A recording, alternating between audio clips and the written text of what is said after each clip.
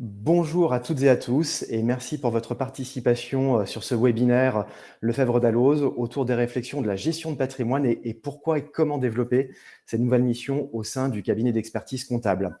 Ce webinaire sera en 3 parties. Il finira dans 3 quarts d'heure. 3 parties. Une première partie sur le fond avec Quentin Droulet qui va se présenter tout de suite. Puis ensuite, un regard extrêmement rapide sur le logiciel Edixit qui permet de développer ces missions de gestion de patrimoine au sein de votre cabinet d'expertise comptable. Et ensuite, bien entendu, un échange débat, questions-réponses. Et pour ce faire, sur la partie droite de votre écran, vous avez un bouton chat qui va vous permettre de nous poser toutes vos questions. Et également une chose, on va vous lancer un sondage, mais on va revenir dessus tout de suite, sondage sur lequel nous reviendrons à la fin de notre webinaire. Donc tout de suite, ce que je vous propose, c'est d'accueillir Quentin. Quentin, je vous laisse la parole, je vous laisse vous présenter et je me présenterai très rapidement ensuite et nous continuerons sur ce webinaire. Bonjour à tous, je suis expert comptable et diplômé en gestion de patrimoine de l'OREP. Et c'est à ce titre-là que Sandy m'a convié à ce webinaire. Merci Quentin. Alors pour ma part, rebonjour tout le monde, Sandy Maginot, responsable de la gamme patrimoine au sein du pôle logiciel de Lefebvre Dalloz et je suis ravi de partager ce webinaire avec Quentin. Un point de réflexion, alors très rapide, nous n'allons pas revenir sur la structure Lefebvre Dalloz. Lefebvre Dalloz, c'est l'union de nos marques emblématiques qui recouvrent les domaines logiciels, de formation ainsi que l'édition. Donc connu au sein de vos cabinets d'expertise comptable, mais je passe tout de suite la parole à Quentin, parce que Quentin, il me semble que vous êtes installé déjà depuis quelques temps. Effectivement, le cabinet a été créé en 2019 et on a essayé de faire un format hybride entre l'expertise comptable et la gestion de patrimoine parce que ça nous semble être le cœur de notre métier pour l'avenir. Merci Quentin. Alors, une première réflexion, ce webinaire, nous l'avons voulu, nous avons partagé avec vous cette volonté que nous avions, car nous avons été interpellés par une étude de l'Ordre des experts comptables, notamment une étude qui met en évidence que près de 48% des clients des cabinets de l'expertise comptable attendent de leur expert comptable un conseil sur la gestion de patrimoine de leur patrimoine personnel et privé, et pas que sur leur entreprise. Et également, dans cette étude, est poussé un élément qui est important, c'est que près de 44% des experts comptables réalisent cette démarche, accompagnent leurs clients sur la gestion de patrimoine, sur leur patrimoine privé. Ce qui veut dire qu'il y a près de 60% des experts comptables qui ne sont pas encore dans cette démarche. Partant de ce principe, de ce postulat, Quentin, tout de suite se pose la question, très concrètement, pourquoi et comment avez-vous été sur la gestion de patrimoine? Comment avez-vous fait? Alors, chez Atmosphère, la gestion de patrimoine, ça nous semblait être une évidence quand on accompagne un chef d'entreprise. Je m'explique. Quand on crée, par exemple, une société, si on ne s'interroge pas sur le statut, sur le régime patrimonial, si on ne s'interroge pas sur les frères et sœurs éventuellement qu'il peut y avoir, sur toutes les problématiques que le chef d'entreprise, personne physique, peut rencontrer dans le cadre de son patrimoine, on nommait une grande partie du conseil et en fait, au sein du cabinet, ce qu'on a essayé de faire, c'est de replacer vraiment le dirigeant au cœur de la problématique. Puisque le dirigeant, il se situe entre la sphère professionnelle et la sphère privée, et c'est vraiment l'élément central. Donc, on a essayé de se reconcentrer sur lui pour avoir un accompagnement complet, aussi bien sur le pro que sur le perso. Ah, je comprends bien. Et au-delà de cette approche par rapport au chef d'entreprise, d'autres points que vous nous avez soulignés, notamment sur la forte valeur ajoutée de cette mission et le fait de se recentrer sur de l'humain, en fait. Effectivement. Alors, si tout se passe bien, le chef d'entreprise et l'humain qu'il est va perdurer plus longtemps que sa société. Donc, c'est pour ça qu'il nous semblait également important de se concentrer sur lui. Et au-delà de ça, d'un point de vue valeur ajoutée, et alors quand je dis valeur ajoutée, c'est aussi bien pour le client que pour le cabinet, les missions de gestion de patrimoine sont de réelles opportunités. D'accord. Et au-delà de ces opportunités, quand vous dites opportunités, vous avez quoi comme réflexion? Alors, quand je dis opportunité, c'est au niveau du cabinet, ça nous permet de nous différencier de certains cabinets qui n'ont pas encore pris le train de la gestion de patrimoine. Ça nous permet d'avoir un accompagnement complet. Alors, je peux vous donner par exemple l'exemple de la constitution de société. Quand on constitue une société et qu'on s'interroge sur la forme juridique appropriée à notre client, dans la majorité des cas, le client est seul associé de sa structure. Donc finalement, la réflexion va être basée sur combien il va me rester dans la poche si je suis en SARL, combien il va me rester dans la poche si je suis en SAS, mais tout en analysant également les droits que je vais pouvoir acquérir d'un point de vue retraite, d'un point de vue prévoyance, d'un point de vue indemnité journalière de sécurité sociale. Et quand on veut même aller au bout de la réflexion, on peut coupler les créations de sociétés à des bilans retraite pour avoir la vision du passé et projeter l'avenir en ayant dans des hypothèses qui sont davantage fiables que si on prenait en compte que la partie future de la carrière. Et surtout, je pense qu'en ce moment, avec tout ce qu'on entend au niveau des réformes, c'est quand même un sujet qui est depuis quand même quelques temps sur la table et que vous devez aborder régulièrement avec vos clients, notamment sur la retraite, sur des questions de comment ça va se passer et qu'en pensez-vous et que pourrais-je faire, je pense. Exactement, exactement. Et on a aussi une grande tendance où les clients veulent faire leur retraite de manière personnelle. Et ça, c'est également un élément dont on tient compte au moment du choix de la forme juridique, parce que c'est pas un secret, hein. En SARL, vous payez moins de cotisations sociales, ce qui veut dire que sur une enveloppe de rémunération, alors ce que j'appelle l'enveloppe de rémunération, c'est le montant net que le dirigeant va toucher, auquel j'ajoute les cotisations sociales, n'est pas le même entre la SARL et la SAS. Et le surplus qui peut être dégagé si je suis en SARL, ça peut lui permettre justement de répondre à ces problématiques. Et ensuite, il ne faut pas s'arrêter là, et c'est tout l'intérêt d'avoir un pôle patrimoine, un pôle gestion de patrimoine, c'est de pouvoir lui proposer des outils adaptés pour répondre à ses besoins. Vous nous parliez également du devoir de conseil par rapport à l'accompagnement de votre clientèle sur le sujet. Effectivement, il me semble que quand on constitue une société pour l'un de nos clients, si on ne s'interroge pas sur le statut matrimonial et les conséquences du statut matrimonial, par exemple, ou si le client réinvestit une donation et qu'on ne se pose pas les questions appropriées, il me semblerait que notre responsabilité pourrait être mise en cause. Donc, ça me semble également répondre à notre obligation de conseil de passer par de la gestion de patrimoine. Et quoi qu'il en soit, une société à un moment donné peut être transmise, peut être cédée, et ça va impacter de fait le patrimoine personnel de la personne. Et de fait, si on n'a pas ce regard de projection pour l'accompagner des conséquences et des meilleures options à prendre, c'est vrai que c'est un sujet qui tôt ou tard devra être abordé avec des solutions à lui apporter. Exactement. Alors, je profite, là, on vient d'aborder le sujet de pourquoi aller sur les missions de patrimoine. Je pense que c'est bien clair. Le dirigeant au centre de la sphère, la gestion de patrimoine, c'est recentré sur l'humain, c'est des fortes valeurs ajoutées pour vous et c'est de l'obligation de conseil auquel vous vous conformez et vous vous servez de cette obligation de conseil, si je comprends bien, pour développer ces missions. Ce que je propose tout de suite, c'est d'ouvrir le vote par rapport au sondage qu'on lance. Le sondage, c'est pour vous, quel est le principal frein du développement des missions de gestion de patrimoine au sein de votre cabinet? Puisqu'on a vu qu'il y avait près de 60% des experts comptables qui n'allaient pas sur la gestion de patrimoine. Donc, on se pose la question. J'ouvre les votes. Le sondage se trouve à droite de votre écran. Vous avez un bouton sondage. Vous y allez. Vous avez des questions. Allez-y. Et en fin du webinaire, on fera un tour d'horizon sur ce qu'il en ressort de ce sondage. Je viens d'ouvrir les votes. Vous pouvez y aller.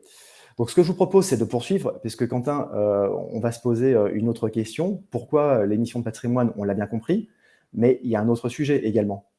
C'est comment vous êtes structuré et comment vous êtes organisé, parce qu'on ne l'improvise pas. il faut quand même se poser les bonnes questions avant. Alors, effectivement, la première étape, c'est de s'interroger sur les missions qu'on veut proposer. Parce que quand on met en place de la gestion de patrimoine, la thématique est vaste. Et donc, c'est important de se poser la question, est-ce que je vais proposer l'ensemble des missions? Est-ce que je vais me limiter à certaines? Est-ce que je vais y aller crescendo pour pouvoir derrière se former sur les missions qu'on va proposer, pour également s'entourer, parce que la gestion de patrimoine, ça se fait en équipe. Quand je dis ça se fait en équipe, c'est-à-dire que vous devez travailler avec des notaires, vous devez avoir des assureurs de confiance, vous devez avoir tout un tas de partenaires, et c'est important de mettre en place cette équipe pour apporter le meilleur conseil possible à notre client. D'accord. Et un point qui avait été souligné également lorsqu'on a préparé ce webinaire, vous me parliez de la nécessité et de l'importance pour vous d'investir sur ce sujet et de s'équiper. Vous entendez quoi par investir et s'équiper? Alors, investir, la gestion de patrimoine, ça ne fait pas partie de nos études, clairement. Donc, investir, ça veut dire se former, en partie se former pour pouvoir sécuriser les missions qu'on va faire auprès de nos clients. Et après, c'est trouver des outils et avoir une boîte à outils pour que la valeur ajoutée qui doit être perçue par le cabinet puisse réellement l'être, puisqu'on a une structure qui nous permet de travailler de manière efficace. Alors, sans mettre en avant les solutions Lefebvre Dalloz sur le sujet, je me souviens, la première fois qu'on s'était rencontrés, c'était sur un congrès de l'Ordre des experts comptables, justement. Et là, vous m'aviez dit, mais là, j'ai l'impression d'avoir cette boîte à outils qui me pousse les réflexions de la GP. Exactement. Et j'avais même rajouté que, pour la petite anecdote, je trouvais l'outil tellement utile pour le besoin que j'en avais, que j'avais dit il ne faut pas en parler à d'autres experts comptables parce que il faut garder cette pépite pour nous. Bon, depuis j'ai évolué parce que de la gestion de patrimoine, on peut tous en faire. Vu le nombre de personnes qui sont demandeuses, il y a du travail pour tout le monde, mais c'est vrai que l'outil séduit immédiatement. D'accord. Là, on vient de voir la partie comment se préparer, se former, s'entourer, investir, avoir cette boîte à outils qui permet d'avoir de la connaissance métier, des fonds documentaires ou du traitement de l'information avec cette boîte à outils logicielle qui vous permet de travailler sur ces audits. Il y avait également le point de la structure. S'organiser, c'est se structurer, c'est mettre en place des process et des liens.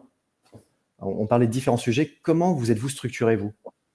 Alors, nous, pour le moment, la gestion de patrimoine, elle est intégrée à l'intérieur du cabinet.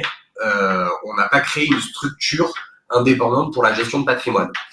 On s'est quand même posé la question de créer une structure indépendante parce que ça permet, si on renvoie nos clients vers une autre structure que le cabinet d'expertise comptable, de pouvoir facturer plus facilement les missions puisqu'il a affaire à une autre entité. Donc ça, c'est un des arguments qui peut amener à la création d'une deuxième structure pour la gestion de patrimoine.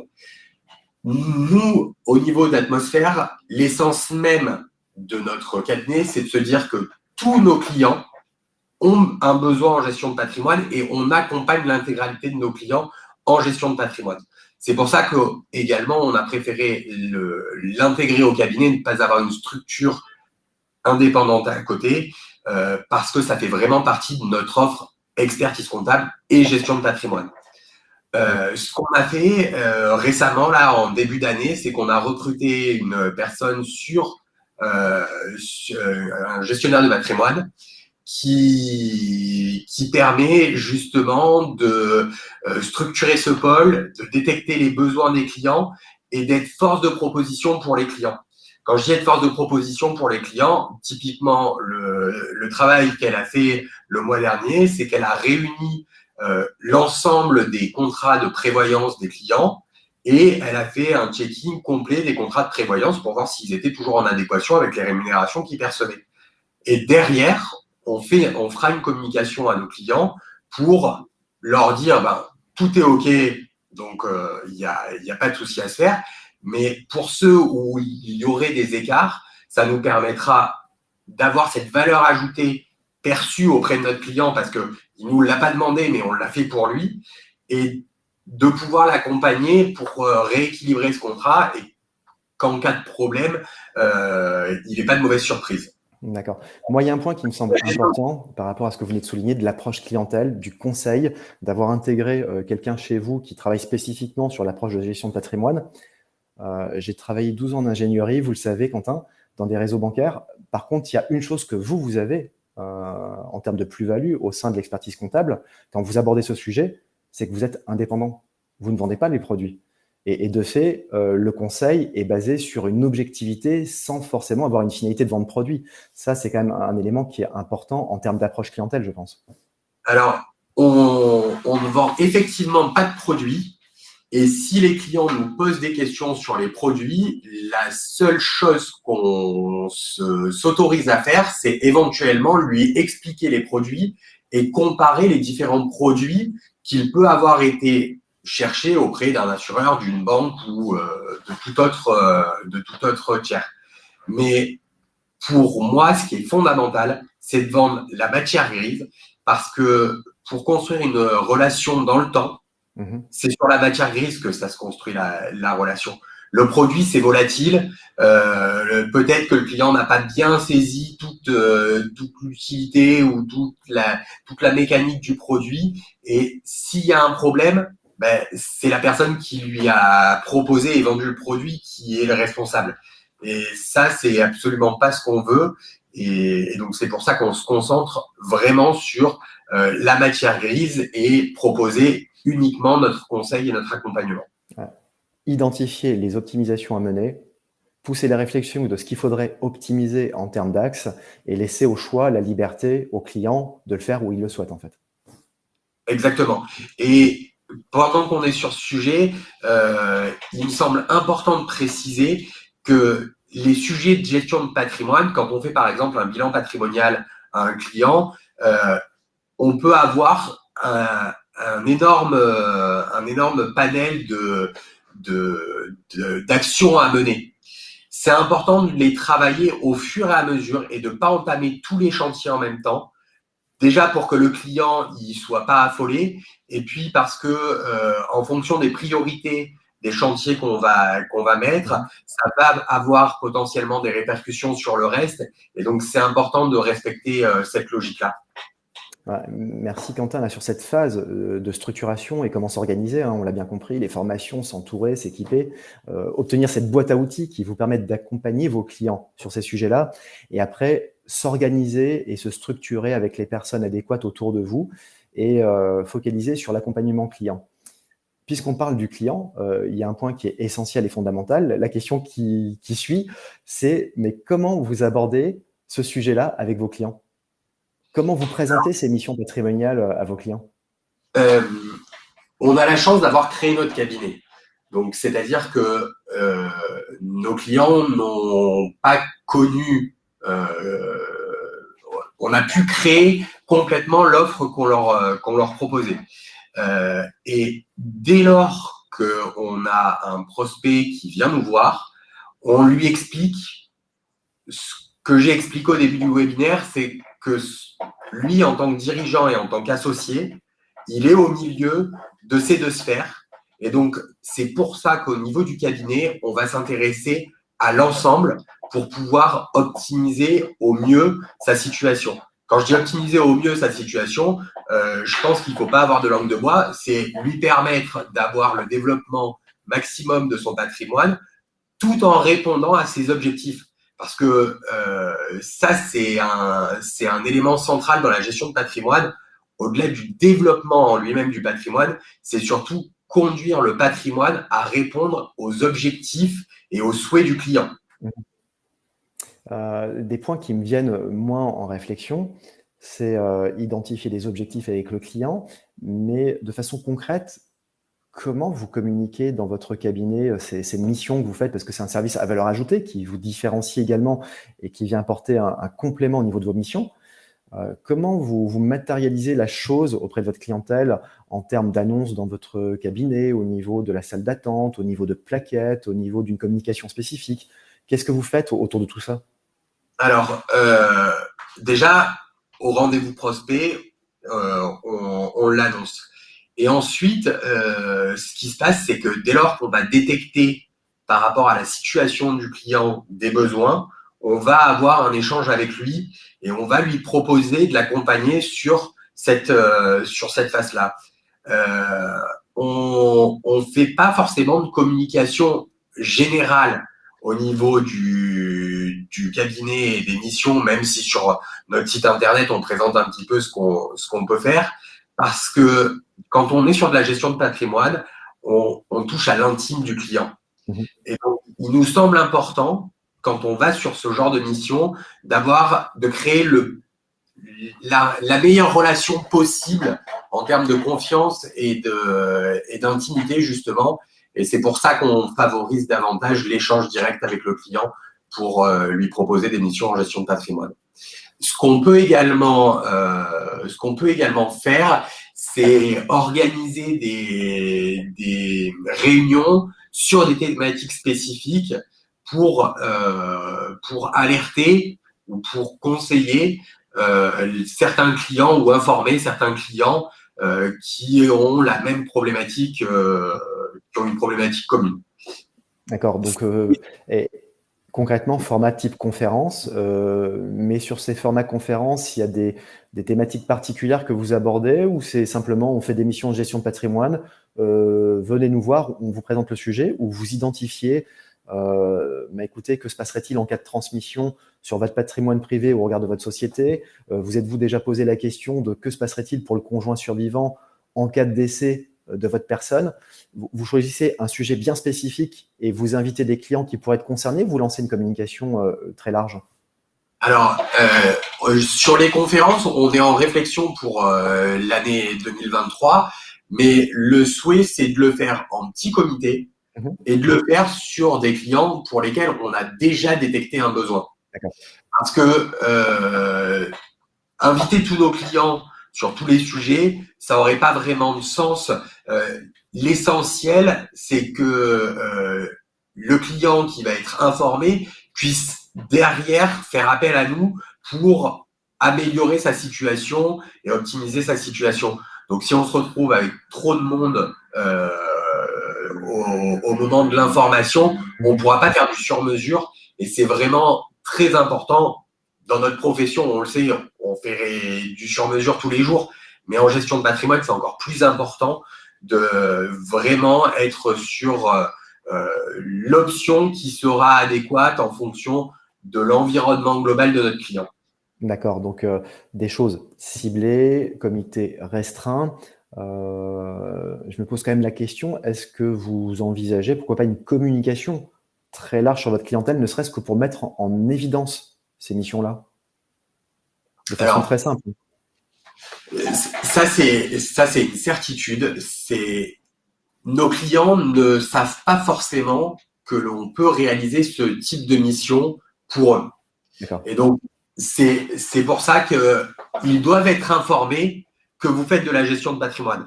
Typiquement, pour nous, ça passe par notre signature de mail. Dans notre signature de mail, il est marqué qu'on est expert comptable et gestionnaire de patrimoine. D'accord.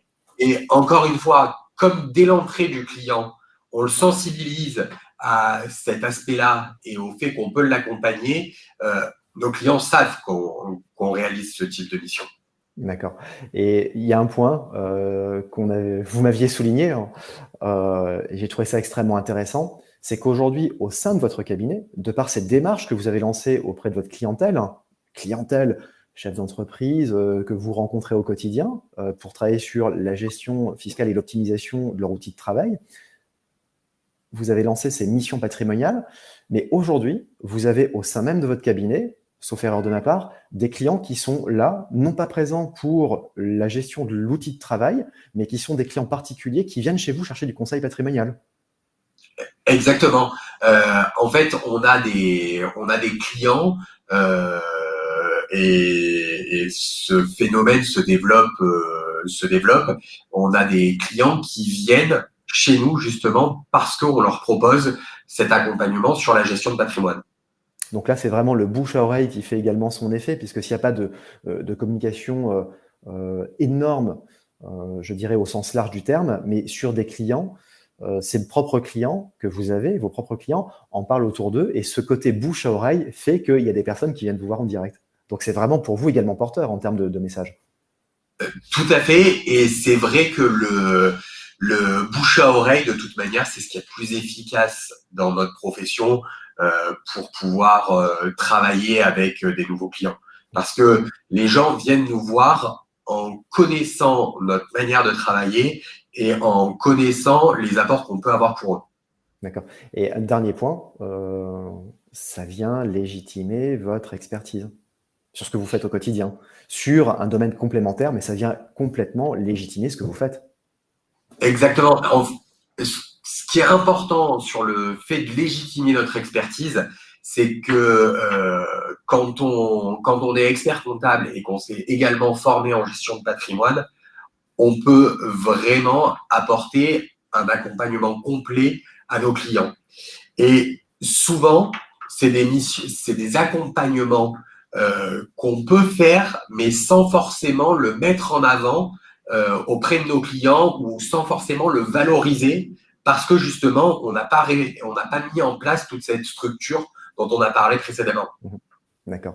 Un point, puisqu'on parle d'accompagnement, d'expertise, on est bien d'accord qu'il y a plusieurs niveaux d'accompagnement et qu'on n'est pas obligé au sein d'un cabinet d'expertise comptable, si on veut développer ses missions, d'être expert en ingénierie patrimoniale ou d'avoir suivi un cursus. Aujourd'hui, dans votre boîte à outils, vous trouvez des outils qui vous permettent de faire un tour d'horizon et qui vous aident à monter comme sachant sans devoir nécessairement être absolument sachant en expertise patrimoniale. Alors, effectivement, et de toute manière, je recommande d'y aller step by step parce que on le sait, on est tout le temps en train de chercher du temps pour faire déjà l'émission qu'on a. Donc, si on doit consacrer un temps énorme à de la formation pour pouvoir mettre en place de la gestion de patrimoine, on n'ira probablement pas. Mais la gestion de patrimoine, encore une fois, je le répète, mais c'est tellement vaste qu'il suffit d'y aller étape par étape, et ne serait-ce qu'en commençant par des comparatifs sur les droits sociaux entre la SARL et la SAS, en allant sur un bilan patrimonial, juste pour que le client il ait la connaissance des points qui sont un peu faibles dans son patrimoine. Et derrière, ça, c'est déjà de la gestion de patrimoine et ça permet également, avec nos partenaires, de renvoyer notre client ou d'accompagner notre client vers les personnes qui pourront traiter le sujet si nous, on n'a pas la compétence intégrale en gestion de patrimoine. D'accord. Et sur ces éléments-là, donc si je synthétise, pour aborder ce sujet avec vos clients, vous avez des moyens de communication dans votre signature mail, des communications directes faites lors des entretiens. Vous avez des événements que vous prévoyez avec des clients ciblés sur une thématique en particulier pour pouvoir souligner ce sujet-là sur le levier de compétences que vous avez. Et en même temps, ça vient le tout avec jeu de bouche à oreille, vous apporter même une clientèle que vous n'attendiez pas, de par votre cœur de métier, à devoir accompagner pour un côté très positif pour votre activité sur la gestion de patrimoine. Et ça vient légitimer votre expertise. Alors, cet investissement que vous avez, grosso modo, si je résume, vous êtes structuré, on a identifié les pourquoi y aller en termes d'attente des clients et de ce que ça vous apportait, vous, en termes de valeur ajoutée, comment vous êtes structuré, comment c'est abordé avec le client. Et tout ça, j'ai envie de me dire, et je vous pose la question, concrètement, celle qui suit, le retour sur investissement que vous en avez, parce que ça prend du temps, même si on y va step by step, même si à un moment donné, on va aborder que peut-être la prévoyance avec son client, que la retraite ou que la transmission, et qu'on y aille progressivement, ça nécessite de prendre en main une boîte à outils, de communiquer auprès de son client. Le retour sur investissement pour vous de tout ça?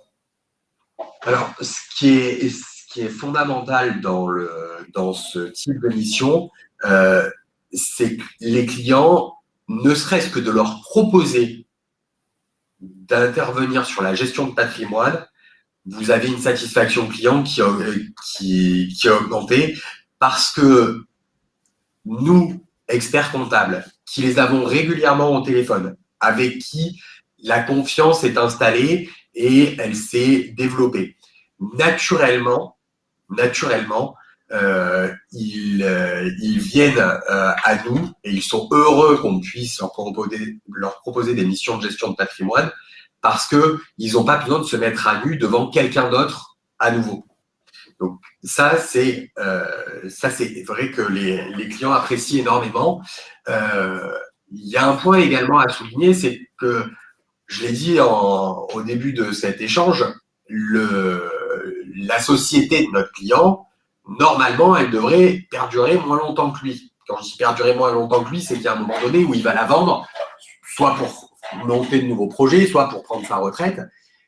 Et on risque à ce moment-là de perdre le client qui est la société.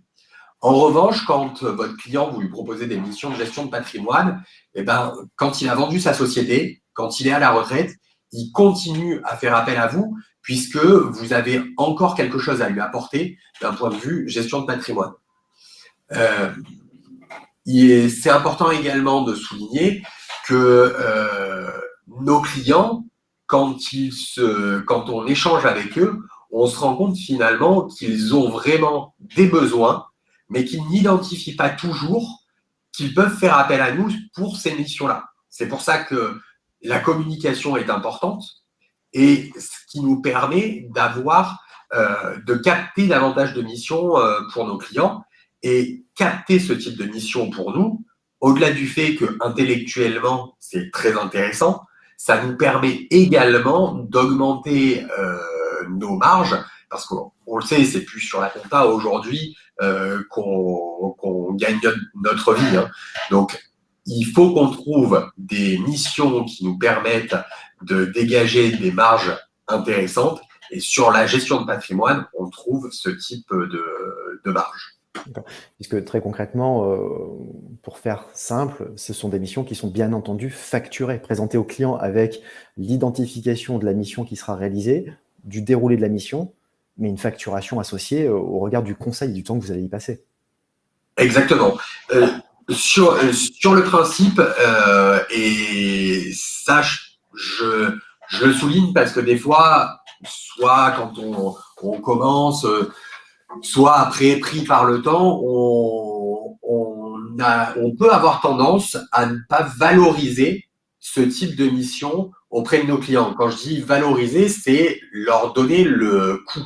Alors, nous, tout premier échange avec notre client, quand on détecte un besoin, on va essayer de lui montrer l'intérêt pour lui de creuser la question. Et on terminera toujours ce rendez-vous en lui indiquant que s'il est intéressé, on lui enverra un devis pour qu'il puisse prendre sa décision par rapport à cette proposition.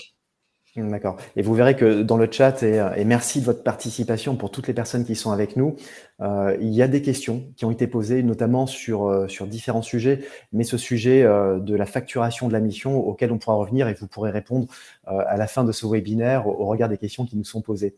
Donc, si je résume, votre investissement très concrètement, c'est continuer à maintenir une satisfaction client pour maintenir votre portefeuille client au niveau de votre entreprise.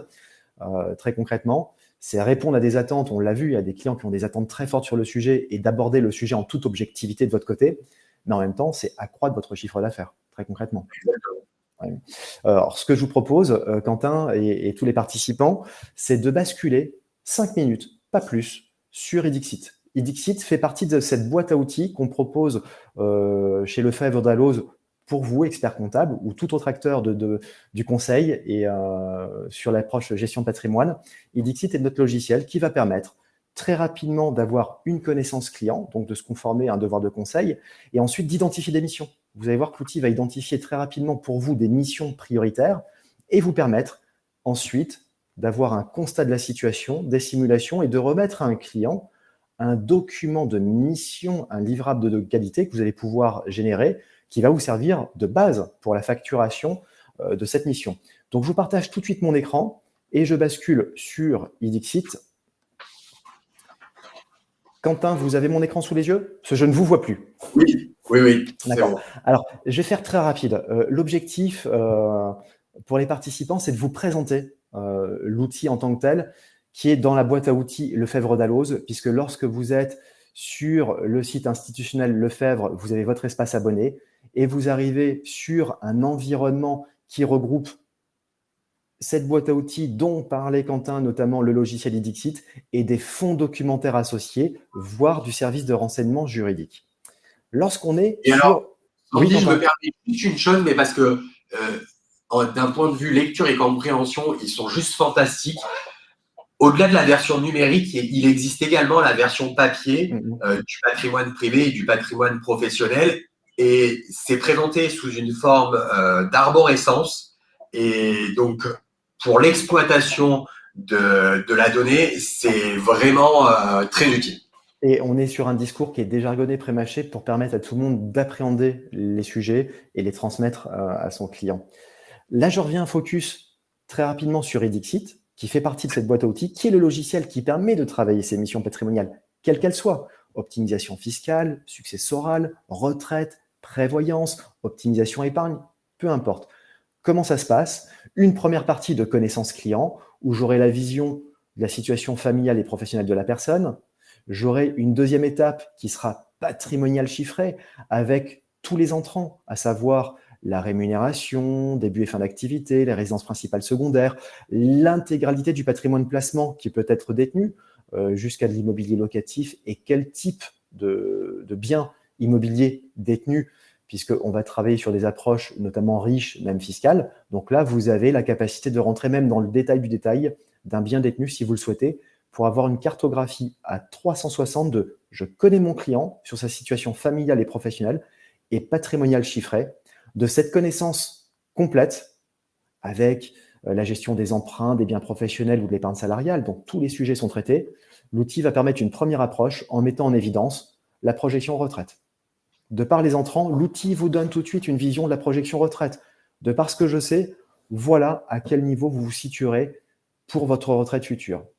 Et de façon extrêmement rapide de cette retraite qui est projetée, où j'avais déjà fait une reconstitution de carrière, on peut tout à fait, là pour monsieur, 52 000 € de retraite, se dire, mais écoutez, finalement, non, c'est pas 112 trimestres que j'ai identifié sur le relevé de la sécurité sociale, mais ici, ça va être 114 trimestres, et au niveau Agir Carco, finalement, c'est 25 000 points que mon client a, et ainsi de suite, et je peux rajouter une profession, et pourquoi pas quelqu'un qui aurait cotisé à la CAVEC, je valide, je rajoute des points, et de fait, de par cette saisie qui m'a pris quelques secondes, vous venez de faire une reconstitution de carrière, puisque je bascule à 55 000 € de retraite. Donc pour vous montrer que j'ai une connaissance client, qui me permet d'avoir une bonne projection de toute cette connaissance sur différents sujets. Le premier va être la retraite. Deuxième étape, de cette connaissance client, j'ai un rappel des ressources et des charges issues de cette connaissance client, les ressources professionnelles et du patrimoine, qui vont générer quoi? Des charges induites, notamment au niveau de la fiscalité, IR, qui sont automatiquement calculées et rappelées. Et de cette vision, ressources globales, moins les charges fixes, d'une épargne qui a été indiquée par le client précédemment, j'arrive à identifier une notion de train de vie. Et de cette notion de train de vie-là, il y aura des éléments déterminants en termes de projection. Pourquoi? Parce que là, maintenant, on va pouvoir travailler en se disant, je connais mon client, je sais comment il vit, je sais quelles sont ses charges, posons-nous les questions de ce qui va et de ce qui ne va pas dans son patrimoine. Et là, l'outil, en tant qu'utilisateur, vous donne un levier, un tableau de bord énorme qu'on appelle météo patrimonial, qui va vous permettre d'identifier tout de suite les points d'alerte sur le patrimoine du client. Et cette thématique va mettre en évidence une chose, par des jeux de logos météo, attention, là ça va, là ça ne va pas. Je prends l'exemple de la retraite. Fiscalement, le client va pouvoir vous solliciter. Vous pensez quoi du Pinel? Ce serait intéressant pour moi. Et dites-moi, là, il y a encore en ce moment le boulevard Sancy jusqu'à la fin de l'année. Qu'est-ce que vous en pensez? Je fais pas. Oui, on pourra regarder, mais sachez qu'il y a d'autres points qui sont extrêmement importants à voir pour vous. Et là, vous identifiez avec des logos météo les missions sur lesquelles il y aurait un regard d'urgence à travailler le sujet. Et je clique dessus On va même vous apporter jusqu'à un verbatim pour comprendre l'alerte, la retraite, pourquoi ça ne va pas. On vient vous rappeler le constat de la retraite future et on vient mettre en évidence une chose, un commentaire que vous allez pouvoir transmettre à votre client, lui dire la mission retraite, il faudrait vraiment qu'on passe du temps dessus. Pourquoi? Parce que concrètement, oui, vous aurez une retraite de 99 000 euros par rapport à 200 000 euros à peu près de rémunération que vous avez, 220 000. Concrètement, vous allez perdre 123 000 euros de rémunération quand vous serez à la retraite. En revanche, au regard des charges futures, ainsi de suite, c'est 51 000 euros qui va vous manquer au bout de votre retraite. Donc ça, c'est un élément. Tout de suite, l'outil vous alerte et vous dit quels seront les points de préoccupation. Mais il va le faire sur la prévoyance, sur les conséquences du décès de l'un ou de l'autre en fonction des niveaux de revenus, en fonction du niveau des couvertures. Il va le faire également, là je le vois, si monsieur décède, il y a un déficit pour madame. Si c'est madame qui décède la première, il y aura un déficit beaucoup plus important. Monsieur ne pourra pas maintenir un train de vie. J'alerte mon client et je pourrais lui remettre une mission spécifique sur le sujet. Et de la même façon, la transmission, ce que je vais vous montrer tout de suite, très concrètement, je vois une chose. Au regard du patrimoine, sachez que s'il arrivait quoi que ce soit, monsieur décède, madame qui est veuve, il y a 50 000 euros de droits de succession. Madame qui est veuve décède plus tard, on rajoute 220 000 euros de droits de succession.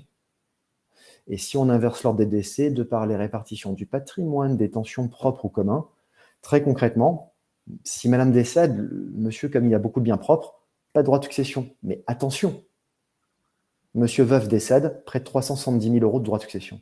Donc tous ces sujets-là, la météo sert à vous alerter sur les missions prioritaires à travailler avec votre client et vous explique le pourquoi.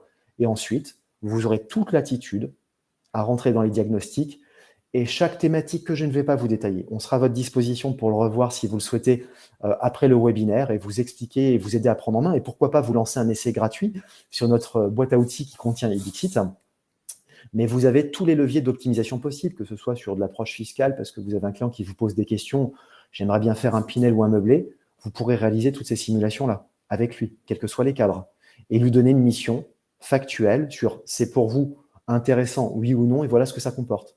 Et un exemple, et j'en resterai là, la transmission, écoutez, sachez que dans votre cas, tenant compte de votre patrimoine, des dispositions déjà prises, voilà ce qui se passerait de façon précise.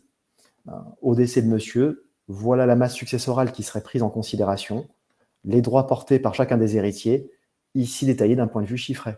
Et on voit que chaque enfant devrait supporter un montant de X euros de droits de succession. Pourquoi?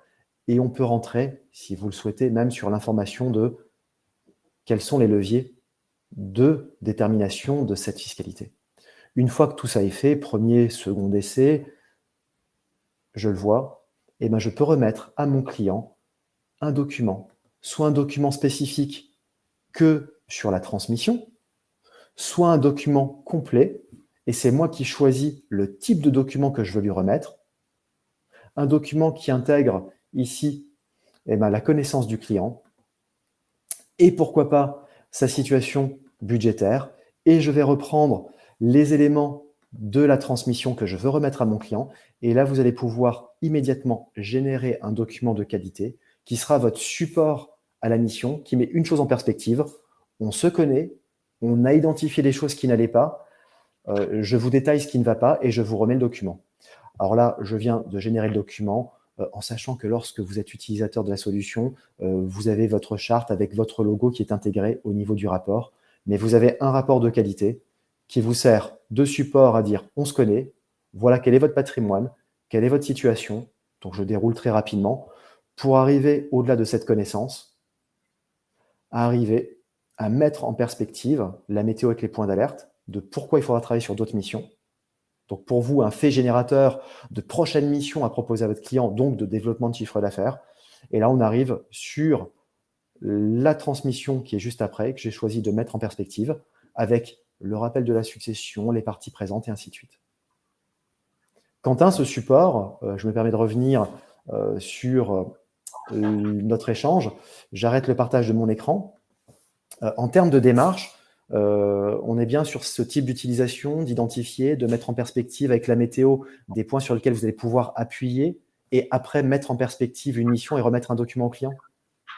Exactement. Et pour optimiser la structuration de la gestion de patrimoine, une chose qui peut être faite, c'est à chaque entrée dans le cabinet d'un client, remplir le questionnaire que vous nous avez montré, parce que finalement, vous l'avez pas dit, mais par rapport à la structuration du patrimoine de la majorité de nos clients, il faut maximum une demi-heure. Si vous maîtrisez l'outil, en un quart d'heure, 20 minutes, vous avez rempli le questionnaire en découverte simplifiée.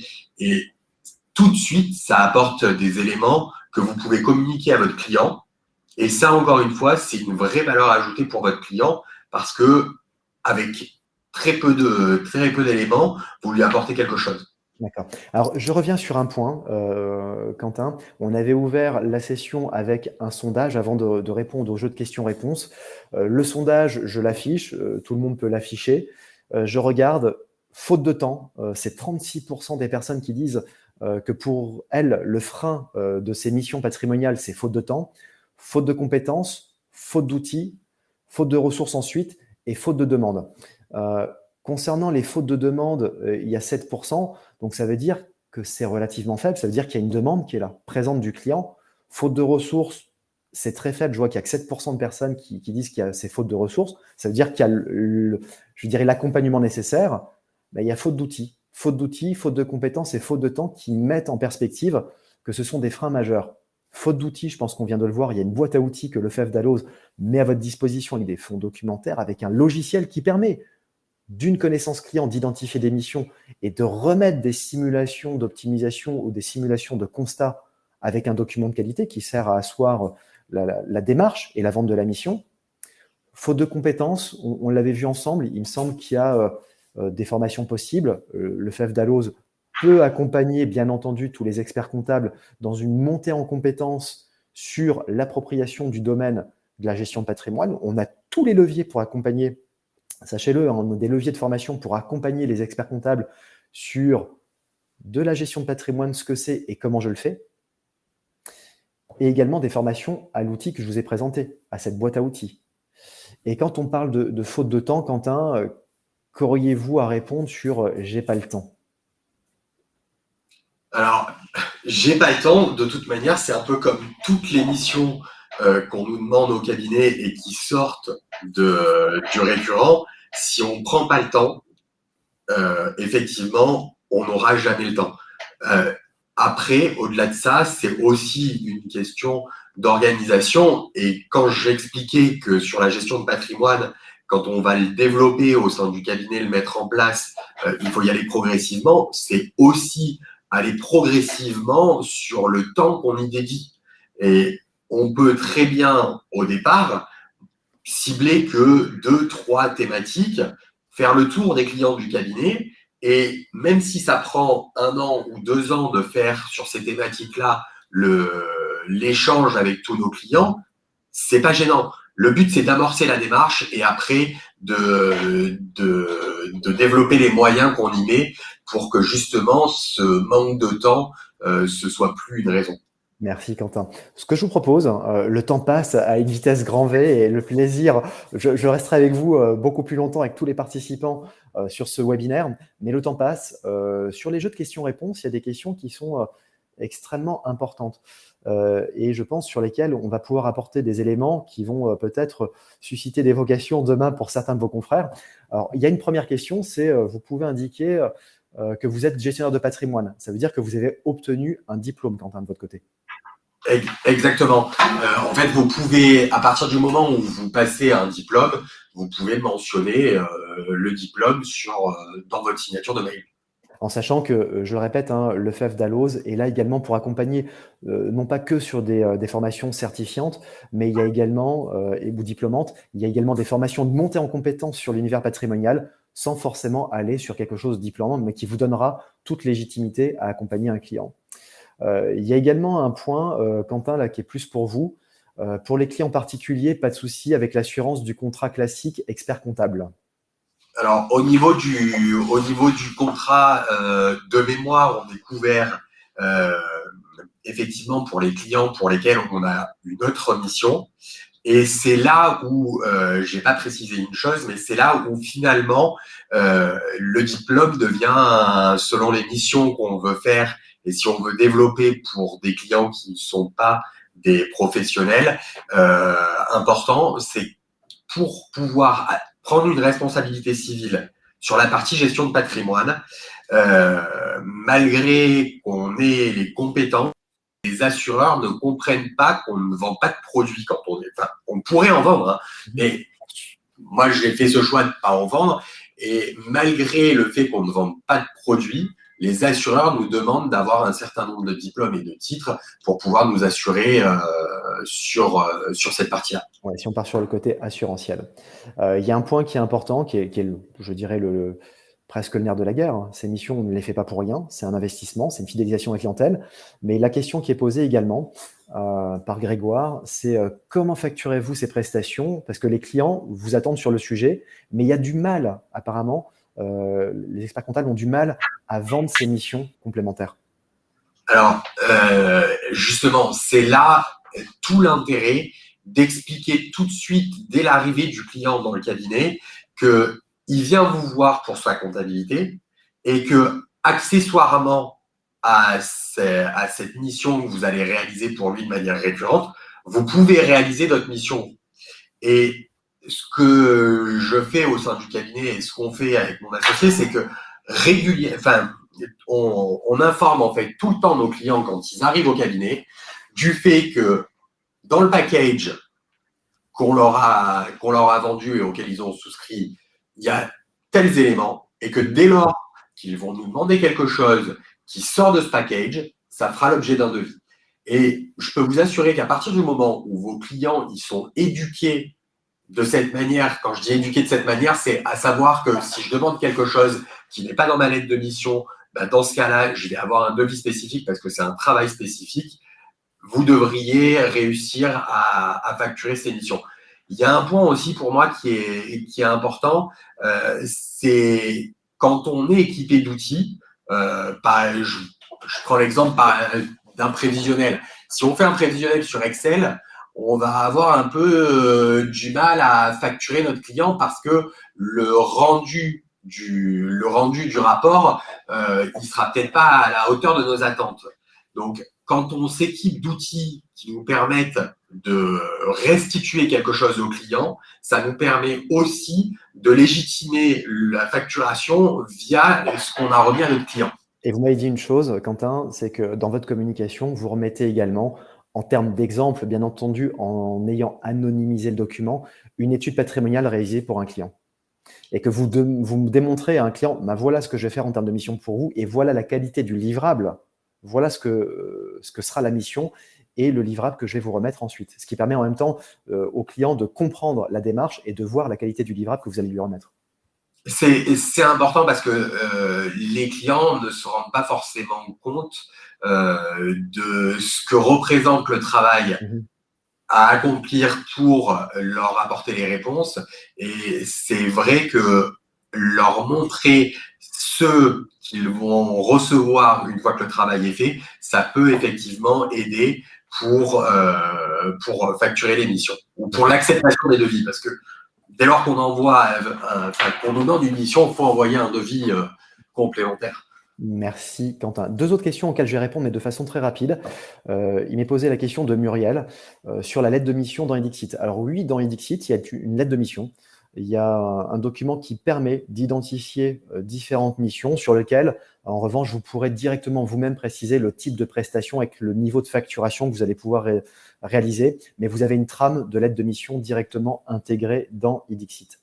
Il y a un autre point souligné par Muriel qui me pose la question de l'essai gratuit, puisque je vous l'ai dit, tous les participants vont pouvoir bénéficier d'un essai gratuit, il suffit de le demander au niveau de la plateforme.